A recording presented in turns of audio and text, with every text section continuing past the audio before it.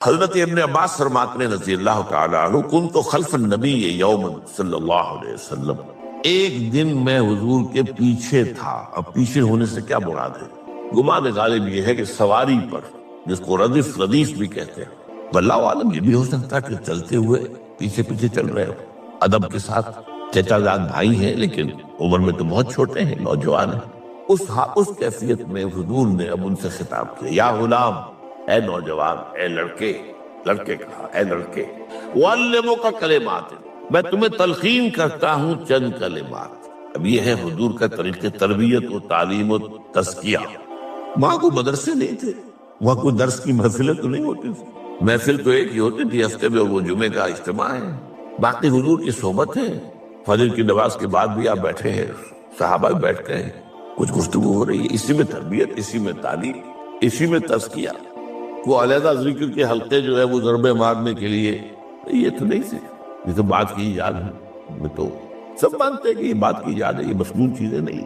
بہرحال حضور نے اے لڑکے یا اے بیٹے، جو بھی آپ اس کا ترجمہ کریں، میں تمہیں چند باتیں سکھاتا ہوں۔ مطلب کیا ہے؟ وَعَلِّمُكَ كَلِمَاتٍ، توجہ سے سنو، غور سے سنو، حفظ جان بنا لو۔ احفظ اللہ یحفظک، پہلا کلمہ، اللہ کی حفاظت کرو وہ تمہاری حفاظت کرے گا۔ اب اس سے مراد کیا ہے؟ عام طور پر سمجھا گیا ہے کہ اللہ کے احکام کی حفاظت کرو، کوئی حکم ٹوٹنے نہ پائے، وہ تمہاری حفاظت کرے گا۔ اور ایک مفہوم یہ بھی ہو سکتا ہے، اللہ کو اپنے دل میں محفوظ رکھو، اس کی یاد سے اس دل کو، اس خانہ قلب کو خالی نہ ہونے دو، مستحضر رکھو اللہ کو اپنے دل میں، تو اللہ تمہاری حفاظت کرے گا، اللہ تمہیں یاد رکھے گا۔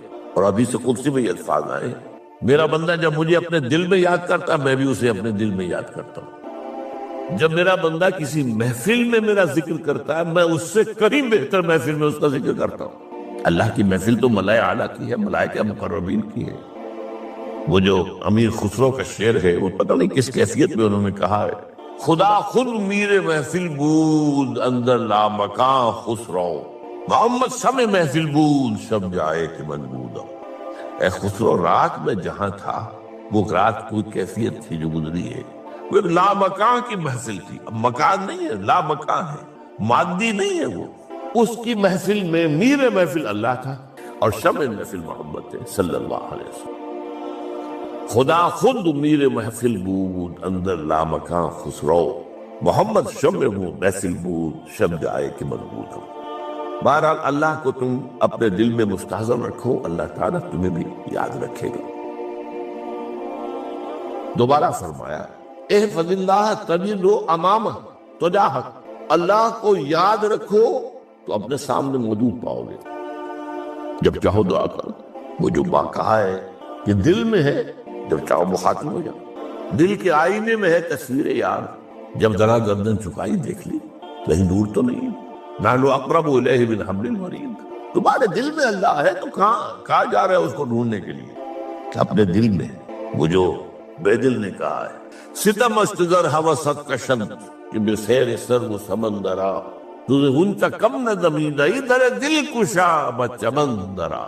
بڑے ستم کی بات ہے کہ تمہارا دل کہتا ہے چلو ذرا باغیچے میں چلو، پھولوں کی سیر کرو، یہ گلاب کا پھول ہے، یہ موتیا ہے، یہ سیر۔ ستم است، بڑے ستم کی بات ہے، کیوں یہ ستم کیا ہو گیا اس میں؟ ستم است گر حوست کشد، تمہاری خواہش تمہیں کھینچتی ہے کہ بسیر سرگ و سمندرا، سرگ و سمند، ذرا ان کی سیر کرنے کے لیے آؤ۔ تجھے غنچہ کم نظر، تو خود ایک غنچہ ہے، تو خود ایک پھول، اللہ کا بنایا ہوا اشرف المخلوقات۔ وہ اشرف المخلوقات سے بڑا کوئی پھول ہو سکتا ہے؟ تجھے غنچہ کم نہ دمیدہ در دل کشا، اپنے دل کا دروازہ کھولو، بچمن ترا، اس کے اندر جو چمن آباد ہے وہ کیا ہے؟ روح۔ دل مسکن ہے قلب، قلب مسکن ہے روح کا۔ تو احفظ اللہ تجدہ اماما، یا تجاہک، اپنے سامنے موجود پاؤ گے۔ اذا سألتا فاسأل اللہ، اب آ گیا وہ مرکزی مضمون۔ دیکھو جب مانگو اللہ سے مانگو، غیر اللہ کے سامنے ہاتھ دراز کرو ہی مت۔ ایک حدیث میں آتا، یعنی حرام نہیں ہے، دنیاوی قواعد اصول قوانین کے تحت کسی سے مدد چاہنا، کوئی سوال کرنا حرام نہیں ہے، وہ تو میں نے کہا کہ اس پر اصرار آپ کریں گے تو اس میں بو پیدا ہو جائے گی، بدبو پیدا ہو جائے گی شرک کی، لیکن آپ اس سوال کریں، مدد لیں، اسی پر دنیا قائم ہے، ایک دوسرے کے ساتھ تعاون کے ساتھ۔ لیکن اونچا مقام کیا ہے؟ کسی سے سوال مت کرو سوائے اللہ، یہاں تک کہ جوتے باندھنے کا تسمہ تمہیں درکار ہے تو بھی کسی سے مت مانگو، اللہ سے مانگو۔ کیا پتہ اللہ کس کے دل میں ڈال دے اور وہ آ کے تمہیں تسمہ پیش کر دے۔ ہوتا ہے ایسا، بس اوقات ہوتا ہے۔ جو اللہ کے ساتھ لو لگا کر رکھنے والے ہیں ان کے تو ایسے واقعات ہوتے ہیں کہ دل میں ایک بات آئی اور اس کے بعد وہی بات جو ہے وہ کوئی شخص آ گیا، اس نے وہ بات پوری کر دی، کیونکہ لوگوں کے دل جو ہے وہ تو اللہ کی دو انگلیوں کے مابین نہیں چاہتا پھر دیتا۔ کیا پتہ اللہ کسی فرشتے کو انسانی شکل میں بھیج دے، کہتا ہے فرشتہ آتا ہے انسانی شکل میں آتا ہے، آپ کی تکلیف کو رفع کر دے، آپ کی ضرورت کو پورا کر دے، اسی سے مت، کسی اور سے مت۔ یہ ہے توحید کا لب لباب۔ یوں سمجھیے اسلام کی جڑ کیا ہے؟ ایمان۔ اسلام کا جو خارجی نظام عمل ہے، انفرادی اعمال ہو، اجتماعی ہو، ان سب کی روح رواں کیا ہے؟ ایمان۔ ایک بات ہو گئی۔ ایمان کا خلاصہ لب لباب کیا ہے؟ ایمان باللہ، جیسے ایمان بالآخرہ بھی ہے، ایمان بالملائکہ ہے، ایمان بالانبیاء ہے، ایمان بالرسل ہے، ایمان بالکتب ہے، ایمان بالقدر ہے، لیکن اصل ایمان، اسی لیے ایمان مجمل میں آپ کو معلوم ہے کسی اور چیز کا ذکر نہیں۔ آمنت باللہ کما ہوا باسمائہ وصفاتہ وقبلت جمیع احکامہ اقرار باللسان وتصدیق بالقلب۔ یہ ایمان مجمل ہے، اجمالی طور پر ایمان اس کا نام ہے، ہاں مفصل تفصیلی طور پر آمنت باللہ وملائکتہ وکتبہ ورسلہ والیوم الآخر والقدر خیرہ وشرہ من اللہ تعالی والبعث بعد الموت۔ تو اسلام کی جڑ ایمان، اور اسلام کا سارا جو نظام عمل ہے، چاہے انفرادی اعمال ہو چاہے اجتماعی، ان سب کی روح رواں ایمان، اور ایمان کا خلاصہ ایمان باللہ، اور ایمان باللہ کا اصل حاصل وہ ہے جو اس حدیث میں، اس کے دو ہیں تقاضے، عبادت صرف اسی کی، استعانت صرف اسی کی۔ اس لیے میں نے سورہ فاتحہ کا تذکرہ شروع میں کیا، یہ عبادت کا جوہر ہے، عبادت کا جو ہے یہ ایمان کا حاصل، عبادت صرف اس کی اور استعانت صرف اس کی۔ استعانت ہی میں سوال بھی آ گیا، یہ بھی مدد ہے، آپ کسی سے کچھ مدد مالی چاہ رہے ہیں یا کوئی اور مدد چاہتے ہیں، کسی کام میں مدد چاہتے ہیں، جیسے میں نے کہا تھا کہ سفارش کرانا چاہتے ہیں، بھی مدد ہے۔ وَإِذَا اسْتَعَنْتَ فَاسْتَعِنْ بِاللَّهِ، اور جب مدد مانگو صرف اللہ سے مانگو، اور وہ سارے الفاظ یاد کر لیے، استدعاء، استعانت، استغاثہ، یہ جو غوث اعظم سے استغاثہ کیا جاتا ہے یہ تو شرک ہے، استغاثہ اللہ سے، دعائی اللہ کا، اس اعتبار سے استمداد، استعانت، استدعاء، استغاثہ، یہ سب اللہ سے، صرف اللہ، عبادت صرف اللہ، ایاک نعبد، اور استعانت صرف اللہ سے۔ اذا سألت فاسأل اللہ واذا استعنت فاستعن باللہ واعلم۔ اب یہ جو آخری ٹکڑا آ رہا ہے، حدیث نمبر 4 تھی، وہ عبداللہ ابن مسعود رضی اللہ تعالیٰ عنہ، اس میں بھی مضمون جو آیا وہ یہاں پر دوبارہ آ رہا ہے۔ وعلم، اور اے میرے بیٹے، میرے بچے، اے عزیز، علم، جان لو، ان الامت اذا اجتمعت علی ان ينفعوک بشیء، اگر سب لوگ جمع ہو کر چاہیں کہ تمہیں کسی شے کا نفع پہنچا دے، کوئی فائدہ پہنچا دے، لن ينفعوک الا بشیء قد کتبہ اللہ لک، نہیں پہنچا سکتے وہ تمہیں کوئی نفع مگر صرف وہی جو تمہارے لیے اللہ نے لکھ دی۔ پھر کیوں مانگو اس سے؟ یہ تو فعل عبث ہو گیا، بیکار بات ہوگی، ان کے ہاتھ میں کچھ ہے ہی نہیں۔ لہذا یہ جان لو، سب لوگ مل کر چاہیں کہ تمہیں کوئی نفع پہنچا دے، نہیں پہنچا سکتے مگر وہی کچھ جو اللہ نے تمہارے لیے اگر لکھ دیا ہے تو مل جائے گا۔ آپ اندازہ کیجئے کہ جو شخص اس سطح پر آ جائے اس میں کتنا استغنا ہوگا، کسی کے سامنے پیشانی رگڑے گا، کسی کے سامنے ہاتھ پھیلائے گا، کسی کے سامنے اپنی عزت نفس کو ہتھیلی پر رکھ کر پیش کرے گا۔ تم نے سوال کیا تو عزت نفس کو تم نے اس کے سامنے پیش کر دی، اب وہ چاہے تو کچھ اس کا لحاظ کر لے، چاہے تو ٹھوکر مار دے تمہاری عزت نفس۔ یہ وہ مقام ہے جب مانگو صرف اللہ سے، جب مدد طلب کرو صرف اللہ سے، اور جان لو اگر تمام لوگ جمع ہو کر تمہیں کوئی فائدہ پہنچا ہو جائے، نہیں پہنچا سکتے، الا بشیء قد کتب اللہ لک وان اجتمعوا علی ان یضروک بشیء لم یضروک الا بشیء قد کتب اللہ علیک۔ اور وہ سب مل کر چاہے تمہیں کوئی نقصان پہنچا دے نہیں پہنچا سکتے مگر وہی کچھ جو اللہ نے تمہارے لیے لکھ دیا۔ اب بتائیے خوف کی جڑ کٹ جائے گی کہ نہیں؟ یہ جو ایمان جو ہے یہ خوف اور حزن دونوں سے نجات دلانے والی بات ہے۔ جو حقیقی مومن ہے وہ اللہ کا ولی ہے، حقیقی مومن وہ اللہ کا ولی ہے۔ اور الا ان اولیاء اللہ لا خوف علیہم ولا هم يحزنون، یہ اولیاء اللہ کو علیحدہ مخلوق نہیں ہے، کوئی ان کے سر پہ سینگ نہیں ہوتے، انسان ہی ہوتے ہیں، لیکن حقیقی معنی میں مومن اس ان اعتبارات سے جو آج ہم پڑھ رہے ہیں ایمان اس درجے کا پہنچ گیا تو اللہ کا ولی۔ اور اس لوگ کے لیے خوف کس بات کا؟ کس سے خوف کروں؟ اس کے ہاتھ میں کچھ ہے ہی نہیں، اور اگر کچھ اللہ نے میرے لیے لکھ دیا وہ آتا رہے گا، چاہے میں لاکھ گڑ گڑاؤں اور اس کے سامنے یہ چھوڑ دے۔ اگر اللہ نے لکھا ہوا ہے وہ تو آئے گا، تو کاہے کو اس کے سامنے گڑ گڑانا، کاہے کو جبسائی کرنا اس کے سامنے، اور کسی کے ہاتھ میں کچھ ہے ہی نہیں، میرا خیر ہے ہی نہیں، کاہے کو خوشامد کرو اس کی۔ اور سنیے رفعت الاقلام، دیکھو نوجوان قلمیں اٹھا لی گئی ہے، وجفت الصحف، اور جو رجسٹر ہیں صحیفے ان کی سیاہی خشک ہو چکی۔ یہ ہے وہ اللہ کا علم قدیم جس میں ہر شے لکھ دی گئی، اس کی قلم اٹھا لیے گئے۔ تو جیسے آپ کو معلوم ہے امتحان ہوتا تھا 3 گھنٹے ختم ہو گئے، اسٹاپ رائٹنگ، بس اب قلم رک جانا چاہیے۔ وہ قلم تو تقدیر کا کاتب جو ہے وہ قلم اس کا اب اٹھا دیا گیا، اور جو صحیفے جن پر لکھا گیا ہے وہ خشک بھی ہو گئے۔ یہ تو روایت ہے جو امام ترمذی نے جس کو روایت کیا، یہ متن ان کا ہے جو ہم نے پڑھا ابھی، اور ان کا قول یہ ہے کہ یہ حدیث حسن صحیح ہے۔ لیکن یہی روایت اور انہی راوی سے عبداللہ ابن عباس سے رضی اللہ تعالیٰ عنہما اور بھی محدثین نے کی ہے، تو اس میں سے ایک اور متن جو ہے وہ یہاں پر امام نووی نے دے دیا۔ احفظ اللہ تجد امامک، یہ تو پہلا وہ ٹکڑا تھا، وقت جاگ تھا، یہاں امامک ہے، امام مطلب ایک ہی ہے، اپنے سامنے پاؤ گے۔ اللہ کی حفاظت کرو، اللہ کو دل میں، اللہ کی یاد کو محفوظ رکھو، گویا کہ اللہ کو مستحضر رکھو۔ ذکر اللہ کے معنی کیا ہے؟ استحضار اللہ فی القلب، یہ ذکر اللہ ہے۔ جنہیں ہم ذکر سمجھ بیٹھے ہیں وہ ذکر کے ذریعے ہے۔ اقیم الصلاۃ لذکری، نماز قائم کرو میری یاد کے لیے، نماز ذریعہ ہے یاد۔ یہ علیحدہ بات ہے کہ آپ نے 17 رکعتیں بھی پڑھنی ہو جو عشاء کی، اور یاد آپ کو آئی نہیں کوئی، آپ تو ایک میکینیکل انداز میں جو ہے وہ اٹھک بیٹھک کر رہے ہیں، اور آپ کے زبان سے کچھ بھی نکل رہا ہے، تو اس کا آپ کے شعور سے، دل کی گہرائی سے کوئی رابطہ ہے ہی نہیں، وہ ذکر تو نہیں ہوا۔ ہاں نماز فرض سے وہ ادا ہو گئی، کہ فرض ادا ہو گئی۔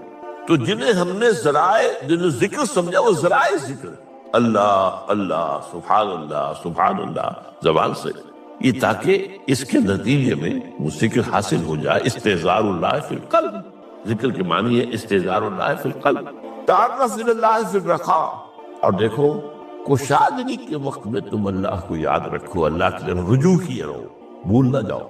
وہ نہ ہو جو کبھی کہا تھا، بہادر شاہ ظفر کے اشعار میں سے بہت زور کا شعر ہے، ظفر آدمی اس کو نہ جانیے چاہے کتنا ہی ہو فام زکا، جسے عیش میں یاد خدا نہ رہی، جسے تیش میں خوف خدا نہ۔ وہ ہے کشادگی کی حالت میں، جب کہ تمہارے لیے کشادگی ہے، اللہ کی طرف رجوع کیے رکھو۔ یعرف کا فی الشدہ، تو اللہ اپنی توجہ تم پر رکھے گا شدت کے وقت میں، جب تمہیں کوئی تکلیف، اس تکلیف کو تم پر آسان کر دے گا۔ تکلیف تو آنی ہے، وہ لکھی ہوئی ہے، وہ تو آئے گی، لیکن یہ کہ اللہ تعالیٰ اس کی شدت کو، ایک ہی چیز ہے جس کو ایک انسان بہت شدت کے ساتھ محسوس کر رہا ہے، دوسرا آدمی اتنا نہیں محسوس کر رہا ہے، احساس کا معاملہ ہوگا۔ وہ تو اصل میں اگر انسان کی نرز کٹی ہوئی ہے تو احساس ہوگا ہی نہیں، سرس ہی نہیں ہوگا۔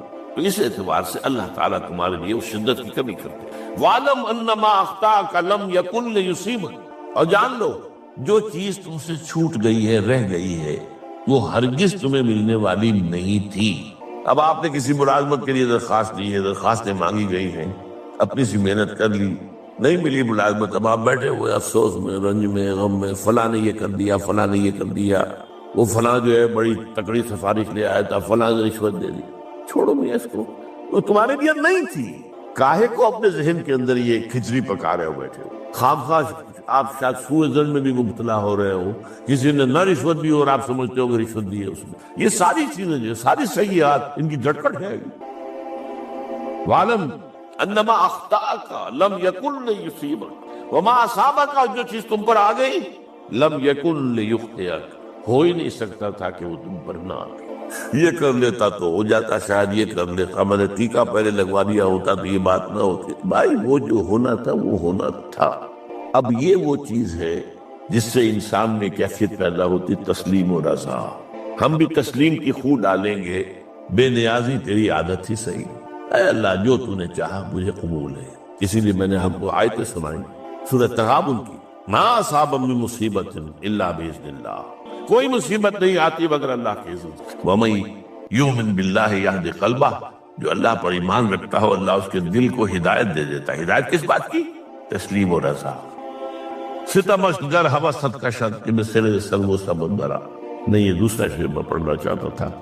سر دوستاں سلامت کہ تو خنجر آزمائی، نہ شبت نصیب دشمن کے شبت ہلاکے تیلت۔ اللہ تیری طرف سے ہے، مجھے قبول ہے، اور بظاہر مجھے تکلیف ہو رہی ہے لیکن یقیناً اس میں میرا کوئی خیر ہے۔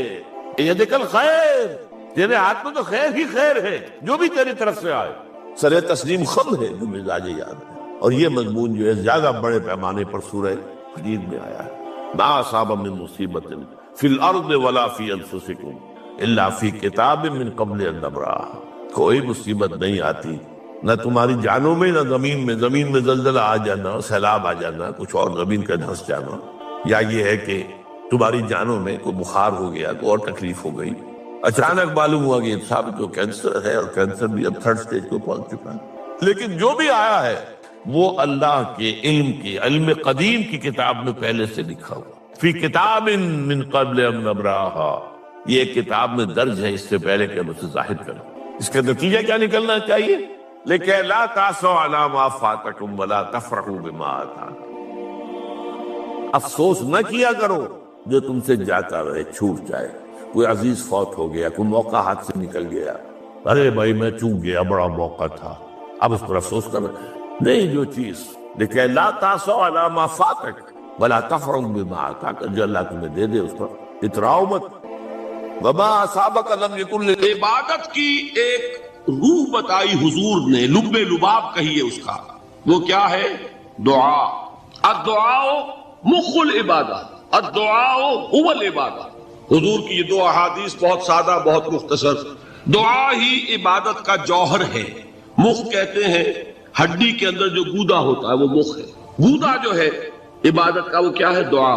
توحید فی الدعا کیا ہے؟ صرف اللہ کو پکارا جائے، اور شرک فی الدعا، جس کو بھی پکاریں گے آپ مدد کے لیے اس کو آپ نے معبود بنایا ہے۔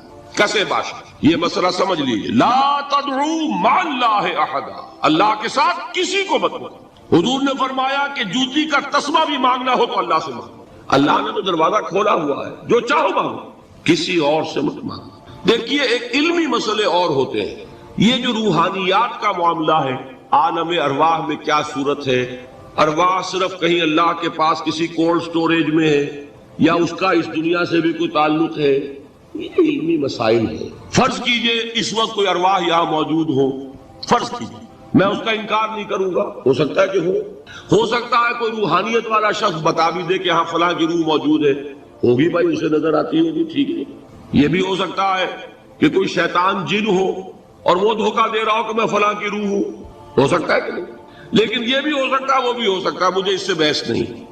مجھے جس سے بحث ہے وہ یہ ہے کہ مجھے پکارنے کی اجازت نہیں ہے، ہوا کرے کسی کی روح موجود ہوا کرے، مجھے میرے رب کی اجازت نہیں ہے کہ میں اسے پکاروں۔ مدد مانگوں گا اللہ سے، دعا کروں گا اللہ سے، استغاثہ کروں گا اللہ سے، تکلیف کے لیے دعائی دوں گا اللہ کی۔ اب اللہ جس سے چاہے کروا دے، کسی روح کو بھیج دے، کسی فرشتے کو بھیج دے، مجھے کیا ہے؟ مجھے آم کھانے ہیں، پیڑ نہیں گننے۔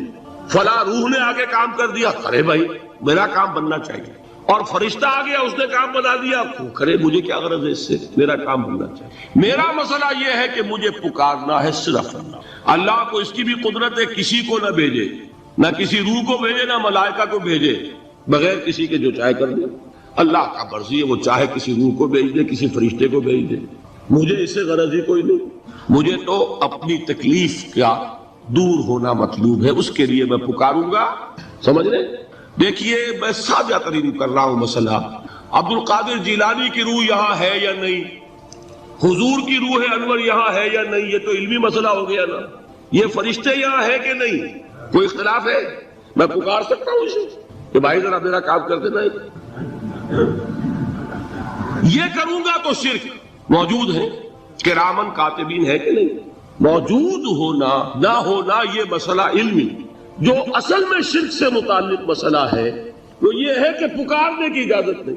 دیکھیے حضور کی ایک حدیث ہے، اور یہ ایک ہمارے لیے خوشخبری ہے، آج 8واں دن ہے آپ اپنی نیند کی قربانی دے رہے ہیں، آ رہے ہیں، سن رہے ہیں، یہ حدیث بھی سن لیجئے، بشارت والی حدیث ہے۔ مجتمع قوم فی بیت من بیوت اللہ، نہیں جمع ہوتے کچھ لوگ اللہ کے گھروں میں سے کسی گھر میں۔ اس کا مصداق اول تو مسجد ہوگی، لیکن تقریباً تمام محدثین نے مانا ہے کہ صرف مسجد تک محدود نہیں ہے، سب گھر اللہ کے ہیں، یہ جگہ کس کی ہے؟ تو عام ہے یہ چیز، لیکن مسجد کا ہوگا تو وہ مصداق اول ہو جائے گا۔ مجتمع قوم فی بیت من بیوت اللہ یتلون کتاب اللہ ویتدارسونہ بینہم، کام کیا کر رہے ہو کہ اللہ کی کتاب پڑھ رہے ہو، وہ سمجھ رہے ہو، سمجھا رہے ہو، تو کیا ہوتا ہے؟ الا نزلت علیہم السکینہ، ان پر اللہ کی طرف سے سکینت کا نزول ہوتا ہے، وغشیتہم الرحمہ، رحمت خداوندی انہیں ڈھانپ لیتی ہے، وحفتہم الملائکہ، فرشتے ان کے گرد گھیرا ڈال لیتے، وذکرہم اللہ فی من عندہ، اور اللہ ذکر کرتا ہے ان کا ملائکہ مقربین کی محفل میں۔ دیکھو تم کہتے تھے یہ انسان بڑا گھٹیا ہے، میرے وہ بندے اس وقت میرے گھر میں جمع ہے صرف میرے کلام کو سمجھنے کے لیے۔ اللہ فخر کرتا ہے، ذکر کرتا ہے اللہ۔ والذین آمنوا اشد حبا للہ، جو حقیقتاً مومن ہے، جو واقعتاً ایمان کا رمز آشنا ہو گیا ہے، وہ سب سے زیادہ محبت کرتا ہے اللہ کے ساتھ۔ یہ اشد حبا للہ، یہ عبادت کا وہ باطنی روح والا پہلو۔ اب ذرا آئیے سورہ زمر سے آگے چلیے، سورہ مومن کی میں صرف ایک آیت کا حوالہ دوں گا، وہ یہاں پر تباہ شدہ نہیں ہے کیونکہ وہ میری گفتگو میں اس وقت اصل فوکس میں وہ پوائنٹ نہیں ہے، لیکن یہ کہ اس کو ضمن نوٹ کر لیجئے، کیونکہ حدیث میں آتا ہے کہ الدعاء مخ العبادہ، الدعاء هو العبادہ، دعا جو ہے وہ عبادت کا اصل جوہر، بلکہ اس سے بھی آگے بڑھ کر دعا ہی اصل عبادت، جس کو آپ پکارتے ہیں وہی آپ کا معبود ہے، جس کو آپ نے مشکل کشا سمجھا ہے وہی آپ کا معبود ہے، جس کو حاجت روا مانا ہے وہی آپ کا معبود ہے۔ یہ ہے وہ دعا کا پہلو۔ اس دعا کے ضمن میں اگرچہ قرآن مجید میں دوسرے مقامات پر لا تدعوا مع اللہ احدا، دیکھو اللہ کے سوا کسی اور کو مت پکارنا، اللہ کے ساتھ کسی اور کو شامل نہ کرنا، یہ شرک فی الدعا ہے۔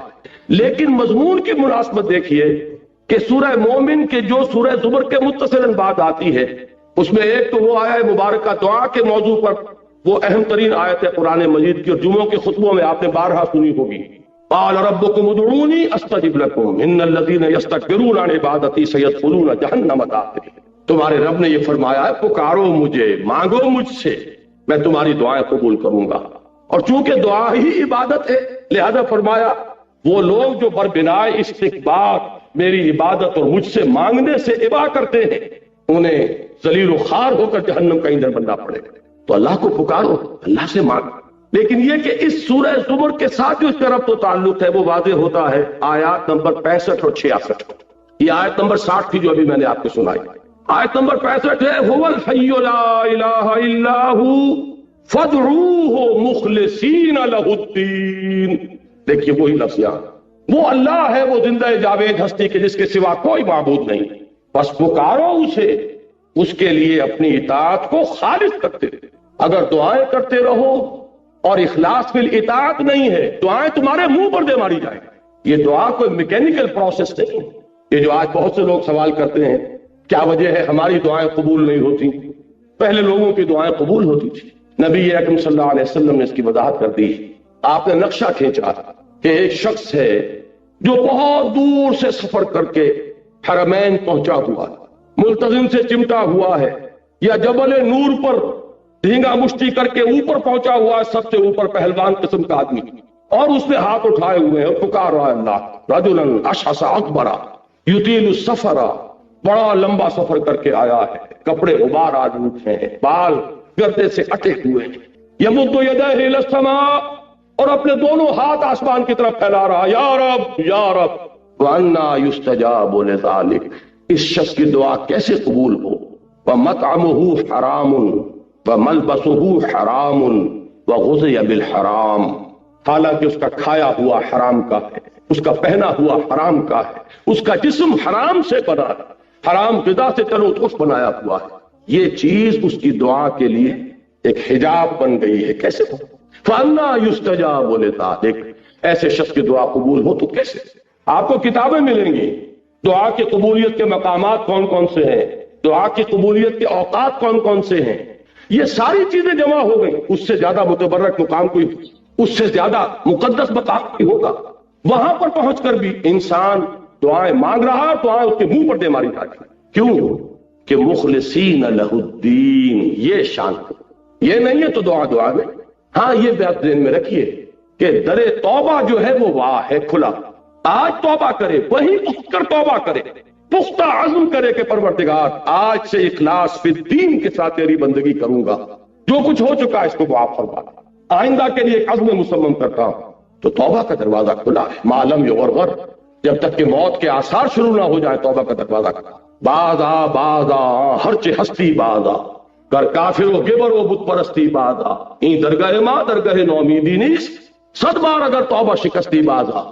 توبہ کا دروازہ کھلا ہوا ہے، لیکن عزم مسلم کرو گے تو ابھی دعا قبول ہوگی۔ یہی سورہ بقرہ میں آیا ہے، اور رمضان کے ذکر کے بعد وَإِذَا سَأَلَكَ عِبَادِي عَنِّي فَإِنِّي قَرِيبٌ أُجِيبُ دَعْوَةَ الدَّاعِ إِذَا دَعَانِ فَلْيَسْتَجِيبُوا لِي وَلْيُؤْمِنُوا بِي لَعَلَّهُمْ يَرْشُدُونَ۔ میں کہا کرتا ہوں کہ یہ ون وے ٹریفک نہیں چل سکتا کہ تم ہم سے منوائے جاؤ، ہماری بھی تو مانو، جو ہم کہہ رہے ہیں اسے بھی تو سنو، ہماری پکار پر بھی تو لبیک کہو۔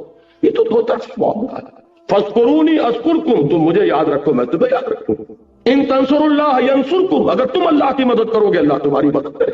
حدیث میں آتا ہے کہ میرا بندہ میری طرف چل کر آتا ہے تو میں دوڑتا ہوں، وہ بارش بھر آتا ہے میں ہاتھ بھر آتا ہوں، وہ مجھے اگر اپنے دل میں یاد کرتا ہے میں بھی اسے اپنے جی میں یاد کرتا ہوں، وہ میرا ذکر اگر کسی محفل میں کرتا ہے میں اس سے بہت اعلیٰ محفل میں اس کا ذکر کرتا ہوں۔ یہ دو طرفہ معاملہ ہوگا، لہذا مجھ سے منوانا ہے تو میری مانو، فَلْيَسْتَجِيبُوا لِي وَلْيُؤْمِنُوا۔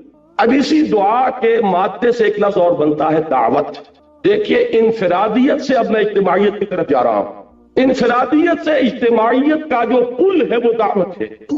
ایک اللہ کا بندہ جس نے انفرادی سطح پر اس توحید کے عملی تقاضے کو اپنی زندگی میں پورا کر لیا، وہ بندہ رب بن گیا، وہ انشراح صدر سے کہہ سکتا ہے کہ انی عبد اللہ، میں اللہ کا بندہ۔ اب وہ کیا کرے گا؟ اب اسی کی دعوت دے گا، اس لیے کہ ایک فرد سے چراغ روشن ہوگا، دیے سے دیا جلے گا۔ یہ بات تم نے اگر اپنی زندگی میں اختیار کی ہے، اس کو عام کرو۔ جس سے تم محبت کر رہے ہو اس کی محبت کی جوت جگاؤ دوسروں کے دلوں میں، جس کی اطاعت کو تم نے اپنے اوپر لازم کیا ہے، اسی کی اطاعت کی طرف لوگوں کو بھی دعوت دو کہ اس کے سامنے جھکیں۔ یہ ہے مرکزی آیت سورہ حامیم السجدہ کی، وَمَنْ أَحْسَنُ قَوْلًا مِّمَّنْ دَعَا إِلَى اللَّهِ وَعَمِلَ صَالِحًا وَقَالَ إِنَّنِي مِنَ الْمُسْلِمِينَ۔ اس شخص سے بہتر بات اور کس کی ہوگی جو اللہ کی طرف بلائے اور اس کا اپنا عمل درست ہو۔ یہ نہیں ہے، یہ سورہ بقرہ میں یہودیوں کے بارے میں فرمایا گیا، أَتَأْمُرُونَ النَّاسَ بِالْبِرِّ وَتَنْسَوْنَ أَنفُسَكُمْ وَأَنْتُمْ تَتْلُونَ الْكِتَابَ فَلَا تَعْقِلُونَ۔ کیا تم لوگوں کو نیکی کی دعوت دیتے اور اپنے آپ کو بھول جاتے؟ ذرا حال ہے کہ تم کتاب پڑھ رہے ہو تو کیا تم عقل سے کام نہیں لیتے؟ یہ ان کا طرز عمل تھا جو بدقسمتی سے آج ہم نے بھی اپنایا۔ لیکن یہ کہ اصل میں دعوت کا مقام آتا ہی اس کے بعد کہ خود اللہ کے بندے بنو، کہو کہ میں ہوں اللہ کا فرما بردار، اور اب لوگوں کو دعوت دو۔ وَمَنْ أَحْسَنُ قَوْلًا مِّمَّنْ دَعَا إِلَى اللَّهِ وَعَمِلَ صَالِحًا وَقَالَ إِنَّنِي مِنَ الْمُسْلِمِينَ۔ یہ ہے سورہ حامیم السجدہ کی مرکزی آیت۔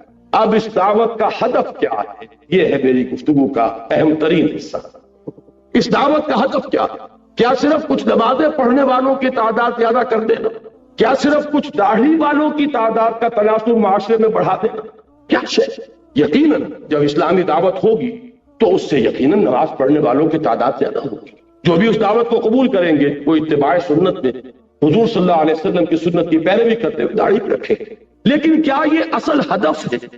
اس لیے کہ ہر کوشش کو آپ ایسس کرتے ہیں ہدف کے حوالے سے۔ ٹارگٹ کیا، جانا کہاں تھا، مقصود کیا ہے، منزل کیا ہے، اس کے اعتبار سے اسسمنٹ ہوگی کہ کچھ آگے بڑھے کہ نہیں بڑھے۔ وہ قدم ہمارا آگے بڑھ رہا ہے یا مارک ٹائم کر رہے ہیں ایک جگہ پر کھڑے ہوئے؟ حرکت تو ہے لیکن کوئی فاسٹ نہیں ہو رہا. یہ سارا اصل میں with reference to the goal، جو بھی آپ کا ہدف ہے. ہدف کیا ہے اس دعوت کا؟ وہ ہے جو سورہ شورى کی یہ آیات 13 تا 15 جو اس موضوع پر قرآن مجید کا ذروہ سلام ہے. شرع لکم من الدین، تمہارے لیے بھی مقرر کیا ہے دین میں سے یا دین کے بارے میں. یہ دونوں ترجمے ہو سکتے ہیں لیکن نتیجے کے اعتبار سے کوئی فرق واقع نہیں ہوگا مفہوم میں. اب اتنا وقت نہیں ہے کہ میں ان کی باریکیوں میں جاؤں. کیا چیز مقرر کی ہے؟ وہی ما وصى به نوحا، جس کی وصیت کی تھی اللہ نے نوح کو علی نبینا علیہ الصلوۃ والسلام. والذی اوحینا الیک، اور جو اے محمد ہم نے وحی کی ہے آپ کی جانب صلی اللہ علیہ وسلم. وما وصینا به ابراہیم وموسیٰ وعیسیٰ، اور جس کی ہم نے تاکید کی تھی ابراہیم کو اور موسیٰ کو اور عیسیٰ کو علی نبینا علیہ الصلوۃ والسلام. اب وہ ہے کیا؟ ان اقیموا الدین ولا تتفرقوا فیہ، دین کو قائم کرو. یہ دین ایک اجتماعی نظام کی حیثیت سے پوری اجتماعی زندگی پر غالب ہے. اس لیے کہ انسان آپ کو معلوم ہے گریگوریس اینیمل ہے، متمدن حیوان ہے، مل جل کر رہتا ہے. تمدن نے بڑے ارتقائی مراحل طے کیے ہیں. کبھی انسان غاروں میں رہتا تھا تو کوئی اجتماعیت تھی ہی نہیں، انفرادیت ہی انفرادیت تھی. اس سے آگے ایک قبیلے کا نظام بنا تو کچھ نہ کچھ اجتماعیت آئی. اور دیکھیں نوٹ کریے جیسے جیسے اجتماعیت آئے گی انفرادیت کا دائرہ تنگ ہو جائے گا. آپ فلاں قبیلے کے ہیں، یہ اس کی رسم ہے، یہ اس کی ریت ہے، یہ اس کی روایت ہے، یہ اس کا شیخ ہے، اس کا کہنا ماننا پڑے گا چاہے کسی جوان کا خون کھول رہا ہو. لیکن یہ کہ قبیلے کی روایت ہے، قبیلے کا نظم ہے، قبیلے کی قانون ہے، آپ کو پابندی کرنی پڑے گی. جہاں بھی نظام کی طرف پہلا قدم آیا ہے انفرادیت کا دائرہ سپرنا شروع. اب بعض شہر تو ایسے تھے جو ایک ہی قبیلہ ان میں آباد تھا. اس سے اگلا سٹیپ جو انسان نے لیا ہے اجتماعیت کی طرف، چند قبیلوں نے مل جل کر ایک شہر میں رہنا شروع کیا. اس سے وہ چیز وجود میں آئی جسے آپ شہری ریاست کہتے ہیں، سٹی اسٹیٹ. اس لیے کہ جب چند قبیلے رہیں گے تو ایک تو ان کا اپنا اپنا یونٹ ہے، ان کے اپنے رسوم ہیں، رواجات ہیں، ان کی اپنی روایات ہیں. لیکن یہ کہ جو انٹر ایکشن ہوگا ان کے مابین، اس کے لیے کچھ نہ کچھ طے کرنا پڑے گا. کچھ نہ کچھ اصول ہوں گے، وہ لکھے ہوئے ہوں یا نہ ہو، اس سے کوئی فرق واقع نہیں ہوگا. لیکن کچھ نہ کچھ ایک دستور جو ہے وہ بالکل ایک ابتدائی اور پریمیٹیو فارم میں وہ پیدا ہو جائے گا. جبکہ دو قبیلے کے ساتھ میں مثال دے دوں آپ کو، حضور صلی اللہ علیہ وسلم کی سیرت میں ہمیں یہ دونوں چیزیں ایک وقت نظر آتی ہیں. اس لیے کہ مکہ ایک قبیلے کا شہر تھا، وہاں صرف قرشی رہ سکتا تھا، یا قرشی یا قرشی کا غلام یا قرشی کا حلیف. کسی کی امان میں آپ آ گئے تو آپ رہ سکتے. تیسرا چوتھا کوئی کسی کیٹیگری کا آدمی وہاں نہیں رہ سکتا. وہ تھا ایک قبیلے کا شہر. تمدن کے اعتبار سے یہ زیادہ پریمیٹیو تھا. مدینہ منورہ 5 قبیلوں کا شہر تھا، تمدن کے اعتبار سے ایک سٹیپ فارورڈ. اس لیے کہ 3 قبیلے یہود کے آباد تھے، بنو نذیر، بنو قینقاع، بنو قریظہ، اور 2 تھے اصل عرب قبائل جو یمن سے آ کر آباد ہوئے، اوس اور خزرج. اب ظاہر بات ہے کہ ان کے مابین کچھ نہ کچھ طے ہوگا. قبیلے کا اپنا نظام تو چلے گا اپنی روایات کے مطابق، لیکن یہ کہ آپس میں معاملہ ہوگا تو کیسے ہوگا، کچھ نہ کچھ بات طے کرنی ہوگی.